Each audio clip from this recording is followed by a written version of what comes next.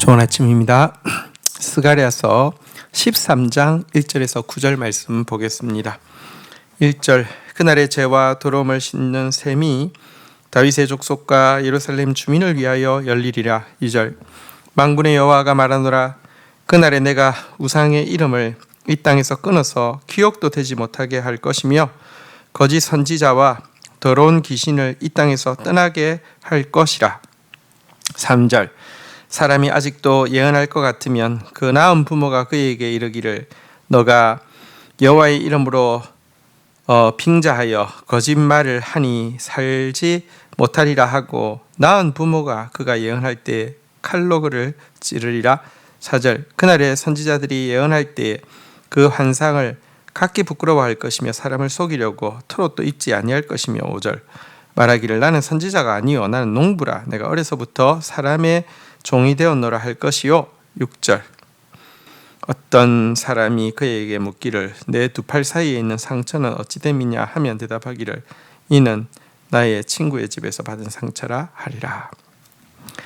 자, 마지막 때 있을 회개의 역사, 애통과 간구하는 역사 이후에 또 마지막 때 죄와 더러움을 씻는 성화의 역사가 이어지게 될 것이다 라고 예언하고 있는 내용입니다. 이 죄와 더러움을 씻는 성화의 역사는 샘물이 터짐으로 말미암는데요, 이 샘물은 예수 그리스도의 보혈의 샘과 내면에서부터 탐없이 끊임없이 솟아나는 성령의 샘으로 말미암는 것이라고 해석할 수 있습니다. 그런데 우리에게 이와 같은 죄와 더러움을 씻는 이 샘이 터지게 하는 주체 역시 하나님의 역사라는 것입니다. 우리가 이 샘을 터뜨릴 수가 없습니다. 애통과 회개의 역사도 하나님께로 말미암는 것처럼 죄와 더러움을 씻는 샘이 터지는 역사도 하나님께로 말미암는 것입니다. 그리고 이와 같은 샘이 터지게 되면요, 사람들은 모두 이제 우상의 이름, 거짓의 이름은 기억도 못하게 될 것이고요, 가장 혐오하게 될 것이고요, 그 결과 거짓 선지자들과 더러운 귀신은 발붙이는 것 자체가 불가능한 토양이 이루어지게 될 것이다 라고 이야기하고 있습니다. 3절부터 6절까지의 내용은 그날에 얼마나 이 성결이 남은 모든 백성을 강력하게 주장하고 있는지를 보여주는 한 에피소드라고 예화라고 할 수 있겠습니다. 예를 들어 누군가가 거짓 예언을 하게 된다고 하면 심지어 그를 낳은 부모조차도 그를 살려두지 않을 것이다 라고 이야기하고 있습니다.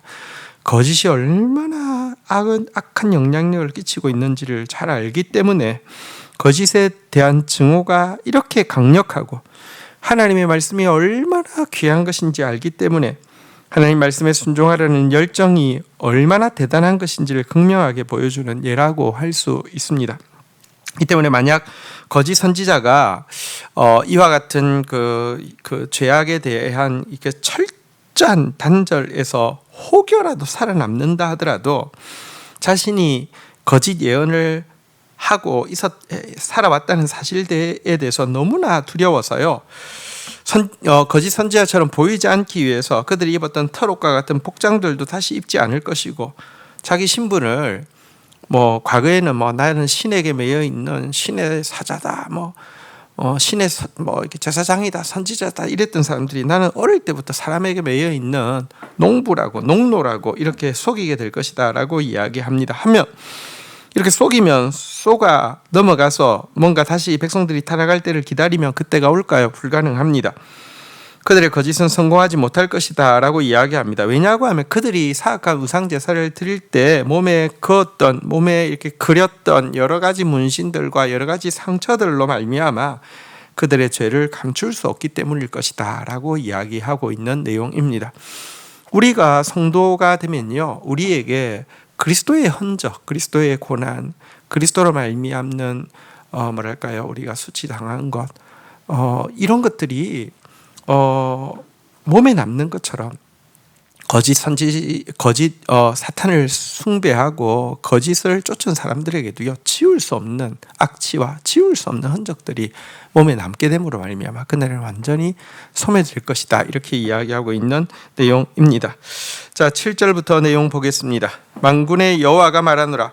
칼아 깨어서 내 목자 내 짝된 자를 치라. 목자를 치면 양이 흩어지려니와 작은 자들 위에는 내가 내 손을 들이우리라. 8절 여호와가 말하노라. 온 땅에서 3분의 2는 멸망하고 3분의 1은 거기 남으리니. 9절 내가 그 3분의 1을 불 가운데 던져 은같이 연단하며 금같이 시험할 것이라. 그들이 내 이름을 부르리니 내가 들을 것이며 나는 말하기를 이는 내 백성이라 할 것이요 그들은 말하기를 여호와는 내 하나님이라 하리라. 자, 성화의 역사가 이루어질 것이다 라고 이야기했는데, 근데 이 성화의 역사는 대가 지불 없이 이루어지는 것은 아닙니다. 성화의 역사를 위해서 여호와께서 지불하시는 대가는 무엇입니까? 내 목자, 내 짝된 자라고 부르시는 참된 목자여 하나님의 참된 단짝인 예수님, 당신의 독생자가 죽임을 당하는 일이 있을 것을 7절 상반부는 예언했습니다. 그리고 목자를 치면 양이 흩어지는 것과 마찬가지로 예수 그리스도가 죽임을 당할 때에 하나님의 거룩한 양무리 가운데도 박해가 있을 것이다 라고 이야기하고 있습니다. 그리하 해서 온 땅에서 3분의 2는 멸망하고 3분의 1만 남을 것이다 라고 이야기하고 있고요. 남은 3분의 1도 마치 은과 금을 여러분 캐냈다 하더라도 바로 쓸 수 없잖아요. 불 가운데 연단해야지만 쓸 수 있잖아요. 그것처럼 연단받게 될 것이다 라고 예언하고 있습니다. 하지만 이 남은 자 3분의 1이 주님의 손의 보호 가운데 항상 있을 것이고요. 결국 이와 같은 연단 속에서도 끝까지 주의 이름을 부르게 될 것이고요. 하나님은 이들을 당신의 백성, 정금과 같은 순결한 당신의 백성으로 인정해 줄 것이고, 이 백성들은 하나님은 나의 하나님이십니다. 우리 하나님이십니다. 이렇게 고백하게 될 것이다 라고 이야기하고 있습니다. 말라기서도 동일한 예언을 하고 있습니다. 그가 은을 연단하여 깨끗하게 하는 자같이 앉아서 레위 자손을 깨끗하게 하되 은금같이 그들을 연단하리니 그들이 공의로운 제물을 나 여호와께 바칠 것이니라. 성화의 역사는 반드시 있을 것입니다. 이 일을 위해서 예수 그리스도의 대가가 지불되었고요. 우리가 비록 박해와 또 연단 가운데 통과한다 할지라도 주의 손은 결국 우리를 붙들 것입니다. 정금과 같이 나오게 될 것입니다. 그 하나님을 찬양하고 또 그 하나님의 역사를 겸손히 기대하면서 성화의 과정을 잘 거치는 저와 여러분들이 되기를 주의 이름으로 축원드립니다. 주신 말씀 붙잡고 기도하며 나가도록 하겠습니다. 하나님 아버지, 애통과 회개의 역사가 시작되게 하시는 주님의 은혜를 찬양합니다. 또한 죄와 더러움을 씻는 성화의 역사가 시작되게 하심을 찬양합니다. 예수 그리스도의 보혈로 우리를 씻기시고 성령의 새롭게 하심으로 우리를 새롭게 하시는 주님을 찬양하고 경배합니다. 이 성화의 역사로 말미암아 이제 우상의 이름과 거짓은 우리 가운데 결코 발을 붙이지 못하게 될 것임을 고백합니다. 그러나 이 일을 위하여서 하나님은 먼저 당신의 아들을 대가 지불로 내어 놓으셨음을 기억합니다. 또 우리에게도 우리 안에 끈질기게 붙어 있는 우상 숭배와 거짓이 끊어지기 위하여서 박해와 또 연단이 있을 것도 인정합니다. 있어야 합니다. 주님, 우리에게 멸망의 심판이 아니라 연단을 허락하여 주셔서 연단의 징계를 허락하여 주셔서 감사합니다.